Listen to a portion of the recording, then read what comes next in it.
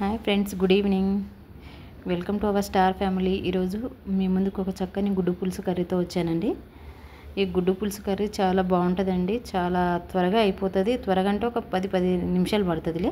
కొంచెం సిమ్లో మగ్గబెట్టుకోవడానికి టైం పడుతుంది కాబట్టి మనం దీంట్లో కావాల్సిన పదార్థాలు చెప్తానండి. ఈ గుడ్డు పులుసు ఇలా చేసుకుని తింటే బాగుంటుందండి.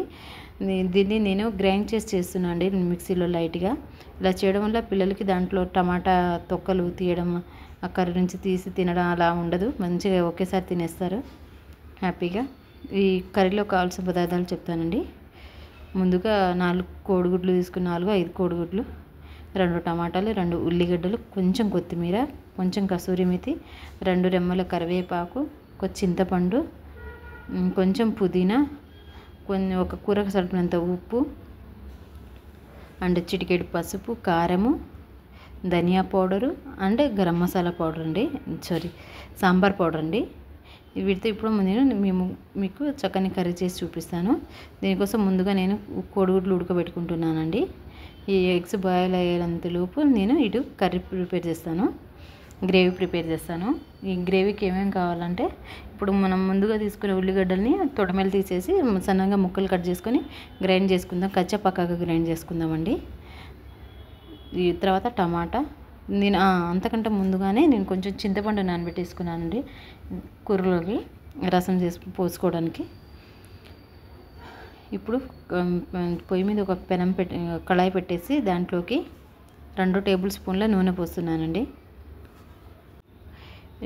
2 టేబుల్ స్పూన్లు నూనె వాడుతున్నాను. నేను ఎక్కువ ఆయిల్ ఏమి యూజ్ చేయను, కొంచెం తక్కువనే యూజ్ చేస్తానండి. సరిపోతుంది ఇది. ఇప్పుడు దీంట్లోకి మనం ముందుగానే గ్రైండ్ చేసుకున్న ఉల్లిగడ్డల పేస్ట్ ఉంది కదండి, ఆ ఉల్లిగడ్డల పేస్ట్ని దీంట్లో వేసుకుందాము. ఆయిల్ అయితే వేడెక్కిందండి. దీంట్లోకి ఇప్పుడు ఉల్లిగడ్డల పేస్ట్ వేస్తున్నాను.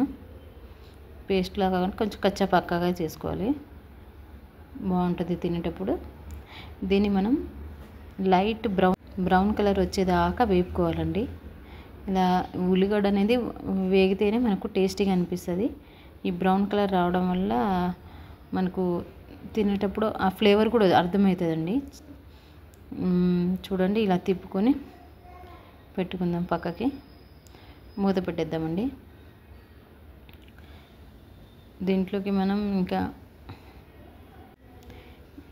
మనం కొంచెం ఒకసారి చూద్దామండి, తిప్పుకుందాం ఫస్ట్. లేదండి, ఇంకా మగ్గలేదు, ఇంకొంచెం టైం పడుతుంది. ఈ కూర మగ్గడానికి కొంచెం టైమే తీసుకుంటుంది అండి. ఇప్పుడు దీంట్లో కొంచెం పుదీనా ఆకులు కోసి వేస్తున్నానండి.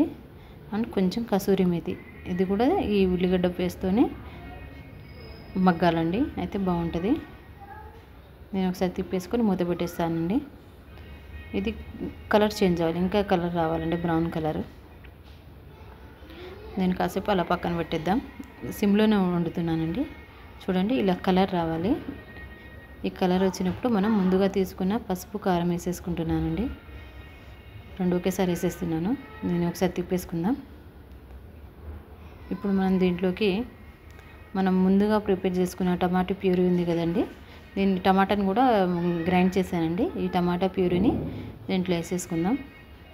ఈ టమాటా ప్యూరీ నూనె పైకి వచ్చేదాకా మనం కుక్ చేసుకోవాలండి. మొత్తం మగ్గాలి అంటే టమాటా గుజ్జు అనేది మగ్గిపోవాలి కర్రీలోకి కంప్లీట్గా, అయితే బాగుంటుందండి. ఇలా తిప్పేసుకొని మూత పెట్టేస్తున్నానండి. దీంట్లోకి ఇప్పుడు మనం ఒకసారి కూరకు సరిపడినంత చూడండి, ఇలా నూనె పైకి రావాలి. అప్పుడు మనం దీంట్లోకి ఉప్పు వేసుకోవాలండి. దీన్ని ఒకసారి తిప్పుకుందాం. దీంట్లోకి మనం ముందుగా ఇప్పుడు ప్రిపేర్ చేసుకున్న చింతపండు రసాన్ని పోసేసుకుంటున్నాను. ఈ చింతపండు రసం పోసి కలబెట్టుకుందామండి. దీన్ని ఒక హై ఫ్లేమ్లో ఒక 5 నిమిషాలు ఉడకబెట్టుకుందామండి, ఇలా బబుల్స్ వచ్చే వరకు. ఇక చూడండి, ఇలా పులుసు అయితే ఉడికిపోయింది. ఇప్పుడు మనం దీంట్లోకి మనం తీసుకున్న ధనియా పౌడర్ అండ్ సాంబార్ పౌడర్ ఉంది కదండి, అవి 2 యాడ్ చేసుకుందామండి. యాడ్ చేసుకొని ఒకసారి తిప్పుకుందాము.